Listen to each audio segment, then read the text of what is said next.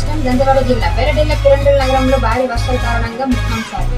కిరండల్లోని NMDC dam దెబ్బతిన్న వల్ల ప్రజలకు భారీ నష్టం. భారీ వర్షాల కారణంగా మైనింగ్ 11B 11C నీరు వల్ల 11B చెక్ డ్యాం 6 దెబ్బతిన్న వల్ల కొండల నుంచి బంగారుతో ఇనుప ఇసుక వరద అకస్మాత్తుగా దిగి ఉన్న ప్రజల ఇళ్లలోకి ప్రవేశించింది.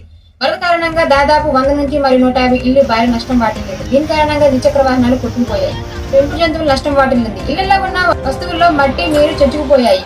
జిల్లా యంత్రాంగం బాధిత కుటుంబాలకు స్థానిక ఎన్ఎండిసి మంగళభవన్ బెంగాలీ క్యాంప్ మంగళభవన్లోని ప్రజలు బస, ఆహారం తదితర ఏర్పాట్లు చేస్తోంది. వెంటనే సహాయ చర్యలు చేపట్టి ప్రజలను సురక్షిత ప్రాంతాలకు తరలించారు. సర్వే ద్వారా నష్టపోయిన ఇళ్లకు ఎన్ఎండిసి కిరండల్ ద్వారా ప్రతి ఇంటికి 20,000 రూపాయల చెక్ ఇవ్వడం జరుగుతుంది. ప్రభుత్వం ద్వారా ప్రజలకు బట్టలు, ఆహారం తదితర ఏర్పాట్లు చేస్తోంది. జిల్లా యంత్రాంగం ఈ ప్రాంతాలను నిరంతరం సందర్శిస్తోంది. దాంతో పాటు సహాయం చేసే వాళ్ళు కూడా అందరికి సహాయం చేస్తున్నారు. అదే ఘటన శనివారం తెల్లవారుజామున 9:10 లోపు పైనుంచి వచ్చే ఇనుముతో కూడిన మట్టి నీరు కింది ప్రాంతాలకు ప్రవేశించింది.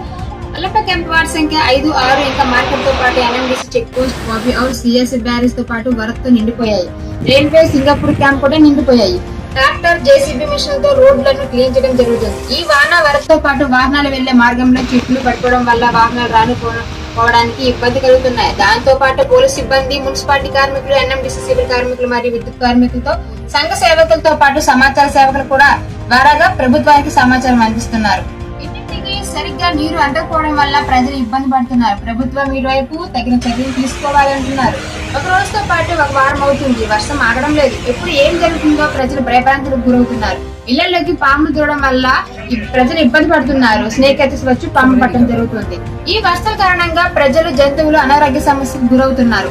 అందువల్ల ప్రభుత్వం ముందు నుంచి అప్రమత్తంగా ఉండాలని, ప్రజలను ఆదుకోవాలని కోరుకుంటున్నారు.